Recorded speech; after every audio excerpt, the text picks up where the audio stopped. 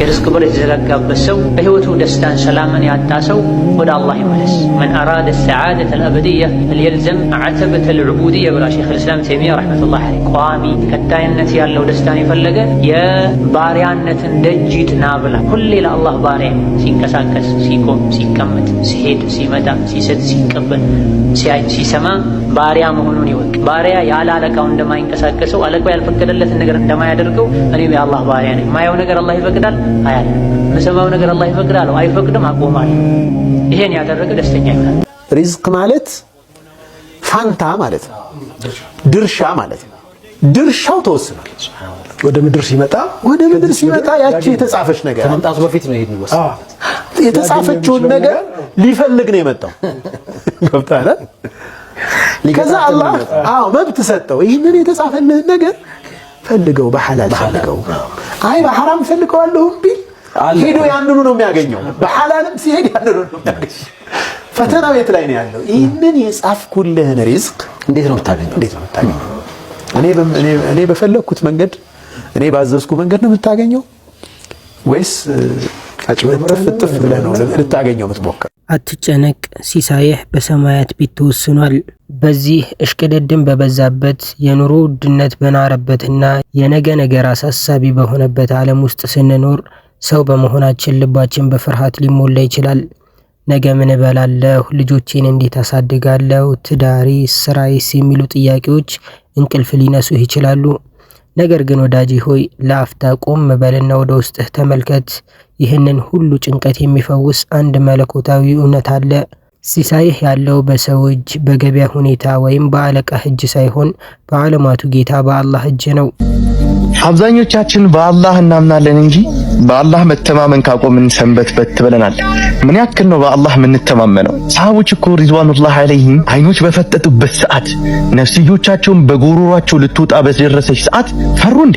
አላህ አለን አሉ። الذين قال لهم الناس إن الناس قد جمعوا لكم፣ ሰዎች እኮ እናንተን ሊያጠፉ ተሰበሰቡ በተባሉበት ሰዓት فزادهم إيمانا፣ ይበልጥም እምነታቸው ጨመረ፣ በአላህ ላይ ያላቸው እምነታ ጨመረ። وقالوا حسبنا الله፣ አላህም በቂያችን ነው፣ ወኒዕመል ወኪል፣ በሱም እንመካለን፣ ወደሱም እንጠጋለን አሉ። በአላህ እንመካ። اللهم አንተ ይላሉ። አላህ ወይ አንተ ነህ፣ ወአና ይላሉ። እኔ ደግሞ እኔ ነኝ የምታየኝ ነኝ። አንተ በእዝነት ነው የምትመላለሰው። ጠዋት እዝነት፣ ማታ እዝነት። ኢነኩም ትኽጢኡነ ቢልለይሊ ወነሃር ይላል አላህ። እናንተ ጠዋት ታጠፋላችሁ፣ ማታ ታጠፋላችሁ። ወአና አግፊሩ ዙኑበ ጀሚዓ፣ እኔ ማታ የሰራችሁትንም ጠዋት የሰራችሁትንም መምህር ጌታ ነኝ። አንተ ይሄ ነህ እዝነት ላይ የምትመላለስ ጌታ። እኔ ደግሞ እኔ ነኝ አቀነጋ ጠባ ጥፋት፣ መሽቶ ሲነጋ ወንጀል ምናምን። እንግዲህ ተመላለስ በእዝነት ይላል። ሞዶዶአቸው اللهم አንተ ወአና ይላል። እንግዲህ ፈግፊር ሊ፣ በቃ ዘንልኝ ጌታ ይላል። አላህ የሚወደው ይህን ነው ይላሉ፣ በእዝነቱ መመላለስ። አንደኛ ሪዝቅህ ገና ሳትወለድ ተጽፏል። ነቢዩ ሙሐመድ ሰለላሁ ዐለይሂ ወሰለም ባስተላለፉት ሐዲስ ላይ አንድ ጽንስ በእናቱ ሆድ ውስጥ ሆኖ 4 ወር ሲሞላው አላህ መላኢካን እንደሚልክና 4 ነገሮችን እንደሚጽፍለት ይናገራሉ። ከነዚህም ውስጥ አንዱ ሪዝቁ ወይም ሲሳዩ ነው። አስተውል፣ አንተ ገና ወደዚህች ዓለም ስትመጣ ምንም አይነት ጉልበትና ጥበብ ሳይኖርህ አላህ ምን እንደምትበላ፣ ምን እንደምትጠጣ፣ ምን ያህል ሀብት እንደምታገኝ ወስኖልሃል። ያኔ በእናትህ ሆድ ውስጥ በጨለማ ሲመግብህ የነበረው ጌታ ዛሬ አቅም ሲኖርህና ሲፈጥርህ ይረሳሃል ብለህ ታስባለህ? በፍጹም። ሰማይ ምድሩን አቁሞ ተንከባካቢው እሱ መሆኑን፣ ሙሰቢበል አስባብ እሱ መሆኑን መረዳት፣ ይህ የመጀመሪያው መነሻው እሱ። ምንም ነገር ከአላህ ፍላጎት ውጭ የሚሆን ነገር እንደሌለ መገንዘብ መቻል፣ ይህ የመጀመሪያው መቃመ ተወኩል ላይ የተወኩል ደረጃ ላይ ለመድረስ። አንዳንዶቹ ዑለማዎች ደግሞ ይሄ አንድ የቀልብ እውቀት ክፍል ነው ብለዋል። ማዓሪፍ አው العلوم القلبية ነው ብለዋል። ተወኩል ማለት እውቀት ነው፣ ቀልብ ላይ የሚቀመጥ እውቀቱ ምንድነው? ሰበቡን አደርሳለሁ፣ ሰበቡ ምንም ትርጉም የለውም፣ ወይም ውጤቱ ላይ ውጤት የሚያመጣው አላህ ነው የሚል እውቀት ነው። ይሄ በጣም ከፍ ያለ አመለካከት ነው። በጣም አንድ ነገር አወቅከው ሲባል እኮ በቃ ዝም ብሎ ሰበቦች ታዲያ ይሄዳሉ፣ ታስኬዳቸዋለህ፣ ታሉቅ ግን አይኖርም። ስራ ቦታ ገባህ፣ ሰበብ ለማድረስ ገባህ፣ ከዛ አባረሩ፣ አይጨንቅህም፣ ሌላ ሰበብ ትሞክራለህ። የዓለም መጨረሻ አድርገህ አትወስደውም ያንን ጉዳይ። እንዴት ግን ነፃነት እንደሚሰጥህ ወደ አላህ በቀረብክ ቁጥር በጣም ምድር ላይ ቀሎህ የምትኖር ሰው አንተ ነው የምትሆነው። ሰበብ አይገዛህማ፣ ከሰበብ በላይ ሆነ ነው የምትኖረው አንተ። የሚደንቅ ነው። ከማን ጋር ነው ግንኙነት? ሙሰቢቡ ጋር፣ ከአላህ ጋር። ሰበቡን እንዲሰራም እንዳይሰራም ሌላ እንዲቀየርም በተቃራኒ እንዲሄድ ወደፊት ወደ ኋላ እንዲሄድ የሚያደርገው አላህ። ሁለተኛ ሪዝቅ በገንዘብ ብቻ አይለካም። ብዙዎቻችን ሪዝቅ ሲባል ወደ አይምሯችን የሚመጣው የባንክ ሂሳብ ወይም ገንዘብ ነው። ይህ ትልቅ ስህተት ነው። አላህ የሰጠህ ጤና ትልቅ ሪዝቅ ነው። የልብ ሰላም፣ መልካም ሚስት ወይም ባል፣ ታዛዥ ልጆች፣ ወዳጆች እና ከሁሉም በላይ ኢማን እጅግ ውድ የሆኑ ሪዝቆች ናቸው። አንዳንድ ጊዜ አላህ ገንዘብን ይከለክልህና በምትኩ ጤናን ይሰጥሃል። ስንት ባለ ሀብቶች አሉ የሚበሉትን ምግብ በምኞት እያዩ በህመም ምክንያት መብላት የማይችሉ። ስለዚህ አላህ በሰጠህ ሪዝቅ ላይ አመስግን እንጂ በጎደለህ ነገር ላይ ብቻ በማተኮር ራስህን አታጨናንቅ። ታውቃላችሁ፣ ዛሬ ላይ ሆኜ ስለ ነገ ይጨነቃለሁ። ስለ ነገ አብዝቼ ማሰቤና መጨናነቄ የነገውን ችግሬን እንደሚወስድልኝ አላቅም። ነገር ግን የዛሬውን ሰላሜን እየወሰደብኝ እንደሆነ ይሰማኛል። እናም ወደ አምላኬ ያ ረቢ ብዬ ነግረዋለሁ። እኔ በማላቀውና በአንተ እጅ ስላለው ነገ ከምጨነቅ በሰጠኸኝ ዛሬ ውስጥ ሆኜ ነገን የተሻለ እንድታረግልኝ እየለመንኩ እያመሰገንኩ ዛሬን አጣጥሜ እንድኖራት አግዘኝ ብዬ ዱዓ አደርጋለሁ። አብዱልቃድር ጂላን ረሕመቱላሂ ዐለይህ አንዴ መርከብ ነበራቸው። በነገራችን ላይ አብዱልቃድር ጂላን በጣም ሀብታም ነበሩ። አሁን ብዙ ሰው እንደሚስለው አይደሉም። በጣም ጎበዝ ነጋዴ፣ ሀብታም ነበሩ። አንድ ሰው መጣና መርከቦት ሰጠመች አላቸው። ወደ ልባቸው ተመልክተው አልሐምዱሊላህ አሉ። ኢና ሊላህ አይደለም የሚባለው፣ ሙሲባ እኮ ነው አይደል? ኢና ሊላህ ወኢና ኢለይሂ ራጂዑን ነው የምንጠብቀው። አልሐምዱሊላህ አሉ እሳቸው። ትንሽ ቆየና ሰውየው ኧረ በስህተት ነው የእርሶ መርከብ አይደለችም፣ የእርሶ ደህና ነች አላቸው። ተመለሱና አልሐምዱሊላህ አሉ። እንዴት በሁለቱም ሐል አልሐምዱሊላህ ልትል ቻልክ አሏቸው። ሁለቱም ላይ ልቤን ነው የተመለከትኩ አሉ። ሰጠመች ሲባል ልቤ ምን ይሰማዋል? እደነግጣለሁ ወይ? እረበሻለሁ ወይ? እሺ በኋላስ ተገኘች አንተ አይደለም ሲባል እፈነድቃለሁ ወይ? ሁለቱም ላይ ልቤ አንድ ስለሆነ አላህን አመሰገንኩት አሉ። ልባቸው ውስጥ አይደለም ማለት ነው። ገባ? ሪዝቅህ ቀልብህን ከተቆጣጠረው ችግር ነው። ሪዝቅህ ስጦታ ነው። አላህ በሚወደው መንገድ ላይ ዘና ብለህ የምታወጣው ነው። ሶስተኛ የሪዝቅ ቁልፎች። አንዳንዴ በሮች ሁሉ የተዘጉ ይመስላሉ።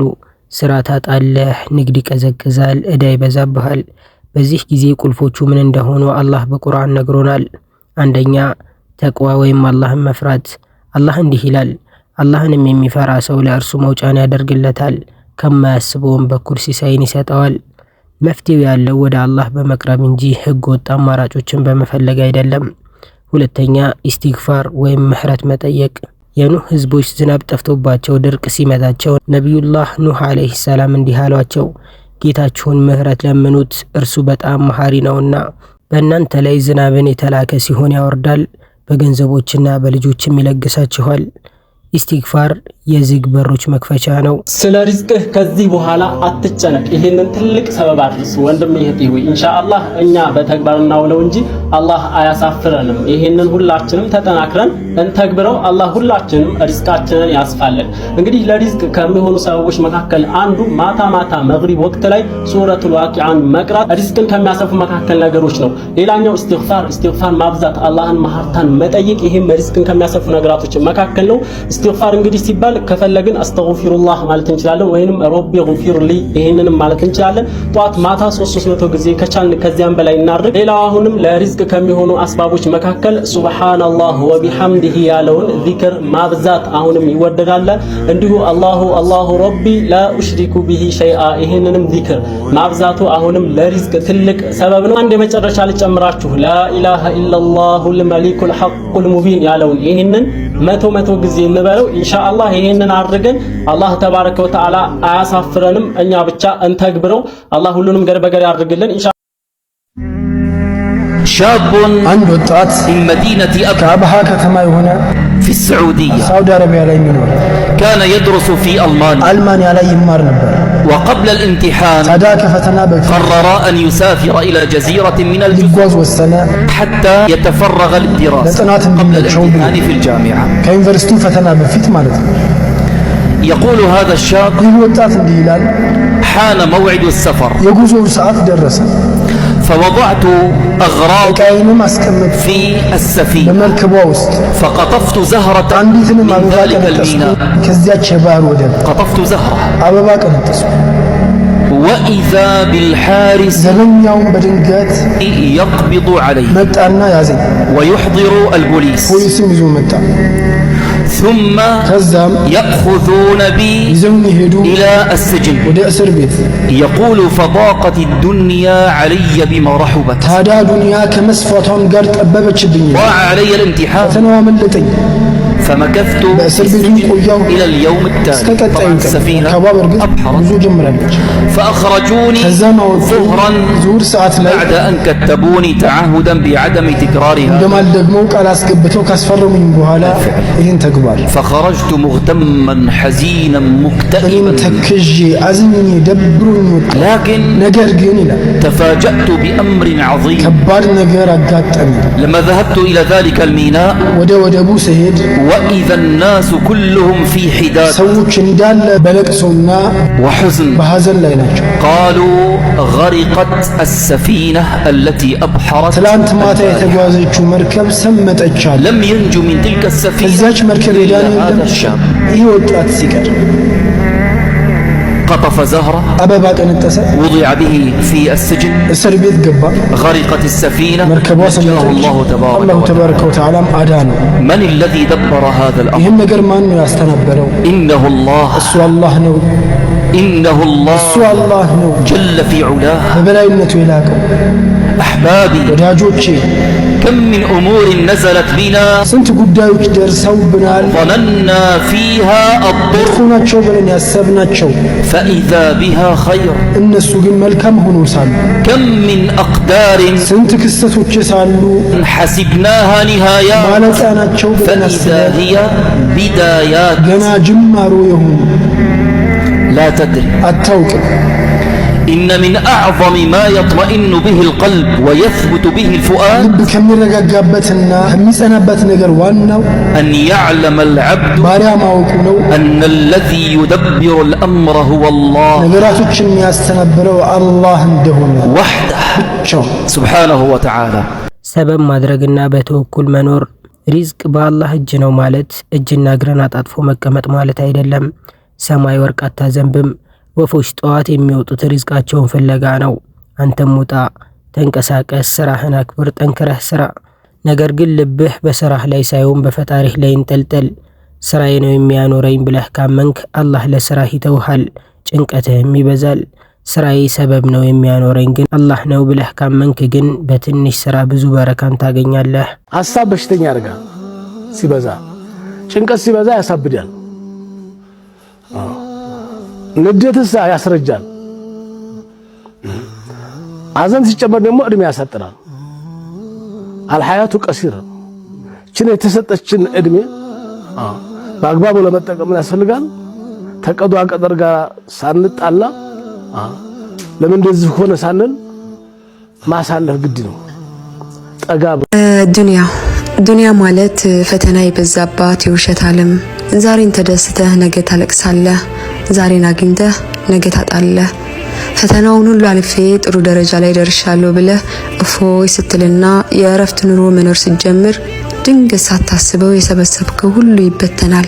በቃ ከዚህ በኋላ ሁሉንም ነገር አላገኘውም ብለህ ተስፋ ቆርጠ ስትቀመጥ አላሁ ተዓላ ያላሰብከውን ነገር አምጥቶ ይሰጥህና ጨለማ የሆነው ኑሮ በብርሃን ደምቆ የቀዘቀዘው ቤትህ ይሞቅና በደስታ ያስፈነድቅሃል። ብቻ አህባቢ ፊላህ ምን ልበላችሁ፣ ዱንያ ጤዛ ነች። ስትከፋም ሆነ ስትደሰት አልሐምዱሊላህ ብለህ ለጌታ ምስጋና ማቅረብ ብቻ ነው። ለዚች ብልጭልጭ ዓለም ቅንጣት ያክል ሳንጨነቅ የነገን የአኺራ ህይወታችንን እንዲያሳምርልን ወደ ጌታችን እናልቅስ። ዱንያ ጊዜያዊ መኖሪያ እንጂ የዘላለም መኖሪያ አይደለችም። ብዙ አንድከምላት፣ ብዙ አንሰብላት። ይልቅ ለአኺራችን እንድከም፣ ለአኺራችን እንሰብ፣ ለአኺራችን እንጨነቅ፣ ለአኺራችን እንስራ። አላሁ ተዓላ ዱንያ አኺራችንን ያሳምርልን። اللهم ربنا آتنا في الدنيا حسنة وفي الآخرة حسنة وقنا عذاب النار. اللهم نسألك حسن الخاتمة يا رب العالمين. اللهم آمين. አምስተኛ ማንም ያንተን ድርሻ አይወስድብህም። ይህንን ወቅ ለአንተ የተጻፈችው ጉርሻ በሁለት ተራራዎች መካከል ብትሆን እንኳን አላህ እንድትደርስ ያደርግሃል። በተቃራኒው ደግሞ ለአንተ ያልተጻፈችው ነገር በአፍህ ውስጥ ብትሆን እንኳን ጉሮሮህ አይውጣትም። ሰዎች ቢቀናቀኑህ፣ ቢመቀኙህ ወይም መንገድ ቢዘጉብህ አትበሳጭ። እነሱ መዝጋት የሚችሉት አላህ የዘጋውን ብቻ ነው። አላህ የከፈተውን ደግሞ ማንም ሊዘጋው አይችልም። አይንህን ወደ ሌሎች ከፍ አታድርግ። የዱንያ ጌጥ እንዳያስደነግጠ። የምታየው ጊዜ ብልጭልጭ ነገርና የምታየው ጩኸት አንተን እንዳይጎትትህ ነው ያላቸው። አዋዋይህ ማን ናቸው? አብረህ የምታሳልፋቸው ሰዎች፣ የምታሳልፊያቸው ሰዎች ለመጨረሻችን ማማር፣ ለውጤታማነት ህይወታችን፣ ቀጣይ አኺራ ህይወታችን ዋስትና ሊሆነን የምንችለው የምንመርጣቸው ለህይወት ጓደኝነት የምናጫቸው ሰዎች ይወስናል። ብዙ ወንድሞቻችን ብዙ እህቶቻችን በዲን ህይወታቸው መሰረታቸው መልካም ሆኖ በኋላ ላይ ግን ወዳልሆነ ነገር ውስጥ ሲገቡ እናያለን አይደል? ልብ አይጥበብ፣ አይጨነቅ። ፈልሐዲሱ ይሁን አላህ ያለው ነገር ይሆናል፣ መሆኑ አይቀርም። አላሁል ሙቀድር ወልዓለሙ ሹኡን። እንኳን አንተ ዓለሙ የሚሆነው እኮ በአላህ ነው እኮ እየሆነ ያለው የሆነውም እየሆነ ያለውም። ስለዚህ እና ላይክሱር ሐሙከ ማቁድረ ይኩን አላህ ያሰበው ላይ ቀር ሐሳብ አታብዛ፣ ቀንስ። በጭንቀት አትሞት ነው። ፀሐይ መውጣቱ አልቀረም። የፈራው ሁሉ አይደርስብህም። ፀሐይ መውጣቱ አልቀረም። ከፀሐይ በላይ አይደለም ያንተ ጉዳይ ነው። መርሐባ ፈርድ ለው ኡምረክ ወአህሲን ፊ ዙኑን። ጉዳይን አስረጠቅላ አላህ አለ ይበል። አላህ ካላሰብክበት በኩል ርዝቅ እንዲሰጥ ትፈልጋለህ? ያኒ ፍሉስ ብር። እንግዲያውስ ከፈለክ ይሄን የአላህ Subhanahu Wa Ta'ala ንግግር ልብ ብለህ አድምጥ። ይሄን የአላህ Subhanahu Wa Ta'ala ንግግር ለብዙ ወንድሞች እህቶች ስለሚጠቅም እንዲጠቀሙ አድርጉ። አላህ Subhanahu Wa Ta'ala በቁርአኑ ምን አለ? ወመን የተቂላህ፣ አላህንም የሚፈራ ሰው የጀዐል ለሁ መኽረጃ፣ መውጫን ያደርግለታል። ወየርዙቅሁ ሚን ሐይሱ ላ የሕተስብ፣ ከማያስበውም በኩል ሲሳይን ይሰጠዋል። ወመን የተወከል ዐለላህ፣ በአላህም ላይ የሚጠጋ ሰው ፈሁወ ሐስቡህ፣ እርሱ በቂው ነው አለ አላህ Subhanahu Wa Ta'ala። አይነላህ፣ አንተ በሌሊት በምሽት ማንም በማያይህ መልኩ ስልክን ስትነካካ፣ የማይሆን ነገር ስትመለከት፣ የተገላለጠችን ሴት ሊሆን ይችላል፣ የማይሆን ነገርን ስትሰማ፣ አላህ ያልፈቀደውን ነገር ስትሰማ፣ አላህ እየተመለከተ እኮ። ይሄ ነው እንግዲህ ዙኑብል ኸለዋት፣ በድብቅ የሚሰራ ወንጀል ማለት ይሄ ነው። ርዝቅህን አላህ Subhanahu Wa Ta'ala ባላሰብከው መልኩ እንዳይሰጥህ የሚያደርገው ይሄ ነው ያኺ። ስለዚህ ከእንደዚህ አይነት ነገር ራስህን አርቅ። ቲክቶክ እያየ ሊሆን ይችላል፣ ቪዲዮ እያየ ሊሆን ይችላል። ሐራም የሆነ ነገር ከመጣ ወዲያው አሳልፈው፣ አይንህን አዙር፣ አዑዙ ቢላህ በል። በጆሮህ የማይሆን ነገር መስማት ሊሆን ይችላል፣ ከመጣ አሳልፍ ያ አኺ። እንዲህ የምታደርግ ከሆነ በኢዝኒላህ ተዓላ ከማታስበው በኩል አላህ ርዝቁን ያሰፋልሃል፣ ርዝቅን ይሰጥሃል። ሰዎች ኑሮ ተወደደ ብለው እየጮሁ ያለው የኑሮ ምንነት ስላሳሰባቸው ስለገባቸው። የኑሮ መወደድ ከአላህ ጋር ያለ ግንኙነት ጤናማ እስከሆነ ድረስ ቀላል ነው። የሚረዝቀው አላህ ነው ተባረከ ወተዓላ። ቀጥ ብለን ከተገዛ ነው በገባለን ቃል መሰረት አንድ ዳቦ 1000 ብር ቢገባው እንኳን አላህ ያበላል ያጠጣል። ስራው ነው፣ አያልቅበትም። ነገር ግን ሰዎች የተጨነቁ እየጮሁ ያለው ለዱንያ ነው። የቀልባቸው ጉዳይ፣ የአኼራቸው ጉዳይ፣ የአላህ ጉዳይ፣ የቀብር ጉዳይ ያን ያክል አያስጨኋቸው፣ አያሳስባቸው። ዲናቸው መንምኖ ሳስቶ ጠፍቶ ምንም አይመስላቸው ሰዎች ከኪሳቸው ገና ብር ሳይጠፋ ሊጠፋ ይችላል ሊቀንስ ይችላል ብለው 24 ሰዓት ይጮሃሉ፣ ያለቅሳሉ፣ ይፈራሉ። አቅል ያለው ልብ ያለው የአኼራ ጉዳይ የገባው ከህይወቱ በላይ ከቤተሰቡ በላይ የልቡ ጉዳይ ያሳስበዋል። ልብ ከአላህ ጋር የምንገናኝበት ገመድ ነው፣ መንገድ ነው። ከአላህ ጋር ያለን ግንኙነት ጤናማ ከሆነ ልባችን ንጹህ ከሆነ የጠየቅነውን ይሰጠናል አላህ ተባረከ ወተዓላ። ያሳሰበን ያስጨነቀንን ነገር ዞር ያደርግልናል፣ ያስተካክልልናል። ጥቃቅን ችግሮች የመጡብን ከአላህ ጋር ያለን ግንኙነት በመበላሸቱ ምክንያት። ከአላህ ጋር ያለን ግንኙነት የመበላሸቱ ምክንያት ዋነኛው ትልቁ የልባችን መበላሸት። ወንጀል ሲበዛ፣ ልቦች ሲሞቱ ሲታመሙ፣ ምድር ላይ የሚኖሩ ሰዎች አብዛኞቹ ቀልባቸው የተበላሸ ሰዎች ሲሆኑ ምድር ራሷን ትጠፋለች። ምድር ላይ የተስፋፋ ያለውን ወንጀል ማስቆም እስካልቻለን ድረስ፣ ወንጀልን እስካልጠላን ድረስ፣ ወንጀል እስካላሸማቀቅን ድረስ ከፊሎቹ ወንጀሉን በመስራት ሌሎቹ ወንጀሉን ንቀው በመተው አብሮ መጥፋት ሊመጣ ይችላል። አላህ ሲታመጽ የሙእምን ዝቅተኛ ግዴታው ወንጀሉን ጠልቶ ከቦታው ዞር ማለት መሸማቀቅ ነው። የአላህ በላ እንዳይመጣብን እያሉ መፍራትን። የአላህ በላ የሚመጣው እኛ ራሳችን በምንሰራው መጥፎ ስራ ምክንያት ብቻ አይደለም። ሌሎች ወንጀል ሲሰሩ አይቶ ዝም ማለት፣ አብሮ መብላት፣ አብሮ መጠጣትም የአላህን ቁጣ ያመጣል። አላህ ተባረከ ወተዓላ አላህ ላይ የሚሳለቁ የሚያሾፉ ሰዎች የተቀመጡበት ቦታ ላይ አብራችሁ አትቀመጡ፣ ርዕስ እስኪቀይሩ ድረስ ዞር በሉ፣ አይ ካላችሁ እናንተም ልክ እንደነሱ ናችሁ ብሏል አላህ ተባረከ ወተዓላ። አብረውኝ የሚውሉ አብረውኝ የሚበሉ ማያቸው መከታተላቸው በሶሻል ሚዲያ ደጋፊያቸው የሆንኩ ሰዎች ማን ናቸው? ምንድን ናቸው? የእነሱ ወንጀል ምድር ላይ ድርቅ እንዲበዛ በላ እንዲበዛ አላደረገም ወይ? እኔስ የእነሱ ደጋፊ አልሆንኩም ወይ? አውቄም ሳላውቅ። ይህ ሁለት አይነት ጉዳት እያስከተለብን ነው። አንድ የቀልብ መድረቅ ችግር፣ ሁለት ምድር ላይ ሰላም የማጣትን ችግር እያስከተለብን። ቀልቦች ሲበላሹ የምድር ህይወት ይበላሻል። ምድር ልጠፋ ሁሉ ትችላል። አላህ በላውን በጋራ በጅምላ ሊያመጣብን ሁሉ ይችላል። ስለዚህ በአንደኛ ደረጃ ልብን ለመጠበቅ ምድርንም ሰላም ለማድረግ እንስሳት፣ አረጋውያን፣ ህፃናት እንዳይቸገሩ እንዳይሰቃዩ ለመከላከል በአንደኛ ደረጃ ከወንጀል መራቅ ያስፈልጋል። ሁሉንም አይነት ወንጀሎችን መጥላት መጸየፍ ያስፈልጋል። ወንጀል የሚሰሩ ሰዎችን ከቻሉ እጃቸውን ይዞ ማስቆም፣ ካልሆነ መምከር፣ መሸሽ፣ መራቅ፣ መጸየፍ ያስፈልጋል። ውድ ወንድሜ ራስህን ከጭንቀት አውጣ። ነገን ለባለቤቱ ለአላህ ተወው። የትላንት ማንነትህ ያሳሰበህ፣ የዛሬው ችግርህ የከበደህ ብትሆንም አላህ አልረዛቅ ወይም ሲሳይም በሰፊው ለጋሽ አልፈታህ የድል በሮችን ከፋች ነው። ያንተ ድርሻ በአላህ ላይ መልካም ተስፋ ማድረግ፣ በተቻለ አቅም ጠንክሮ መስራት፣ ከዚያም ውጤቱን ለአላህ ሰጥቶ በሰጠህ ነገር መብቃቃት ነው። ሐጃዎቻችሁን እስክትቋጩ እፈኑት አሉ ነቢዩ ዓለይሂ ሰላቱ ወሰላም። ሊአነ ኩሉ ዚ ኒዕመትን መሕሱድ፣ ባለጸጋ ሁሉ ሐሲድ አያጣውምና።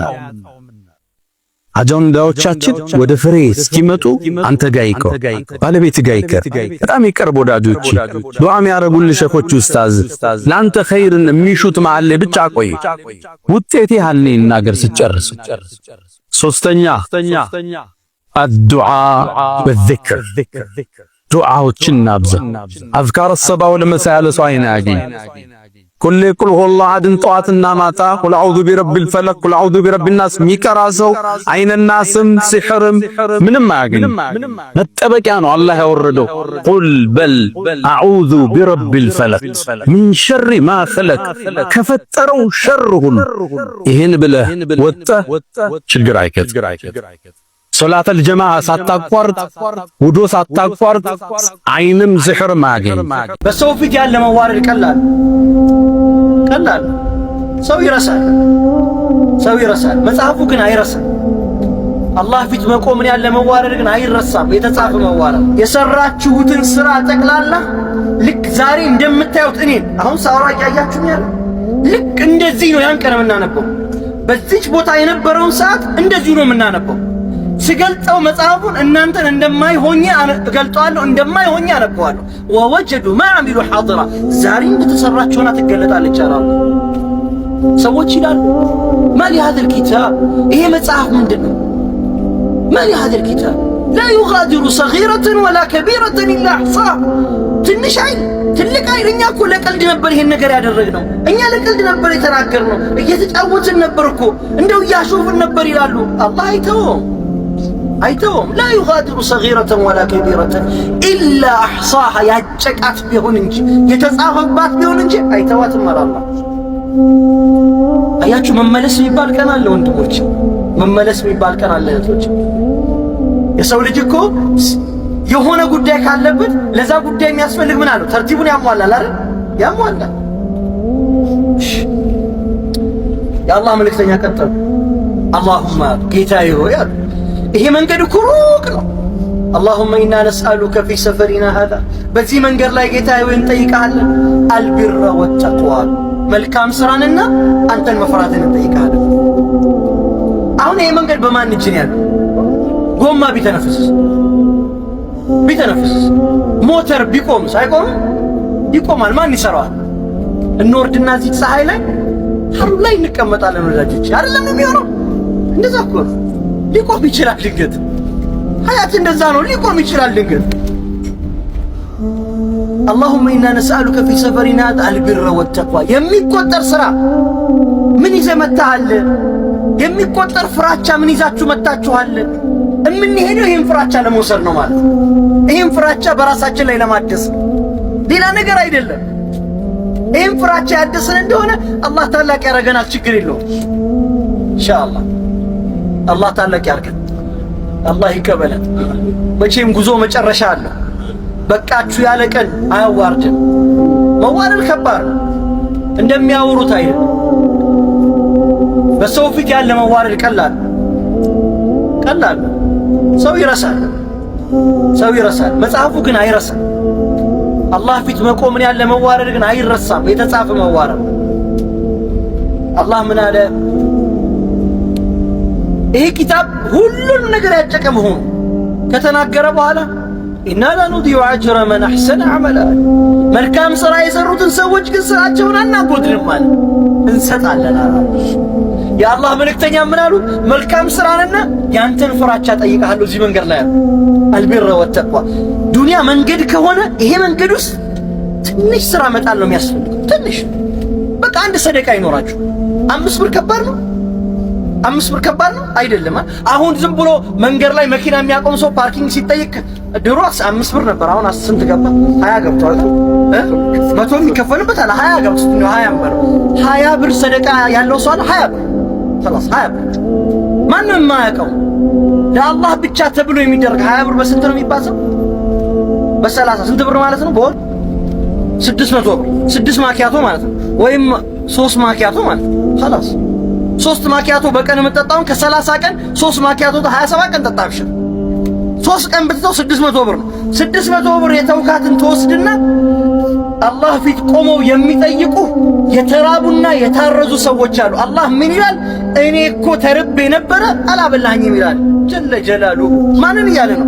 እዚህ የተውኳቸው ባሮች ነበሩኝ 600 ብር አጥተው በረሃብ ተኮማትረው ሆዳቸው ላይ ድንጋይ አስረው የሚጓዙ ሰዎች ነበሩ። 600 ብር ናት። خلاص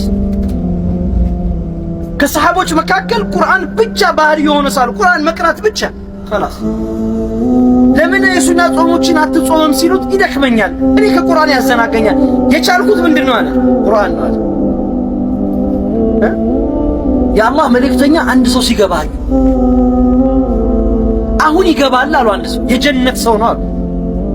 ባልደረቦቻቸው በሙሉ ተቀምጠዋል። የአላህ መልእክተኛ ሰለላሁ ዐለይሂ ወሰለም መስጂድ ውስጥ ሰው ብሎ ገባ። አያውቁትም።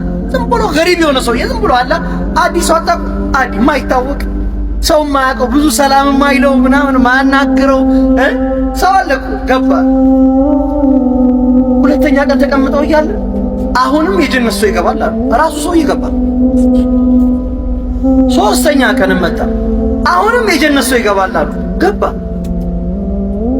ከዛ አንደኛው ባልደረባቸው ይሄ ሰውዬማ መከታተል አለብኝ፣ ምንድነው የሚሰራው ነገር አለ። ምክንያት ፈጠረ። ከቤተሰቤ ከአባቴ ምናምን ተጋጭቻለሁ፣ ዛሬ አንተ ጋር ልደራለሁ። ተከትሎት ሄደና ቤቱ አደረ።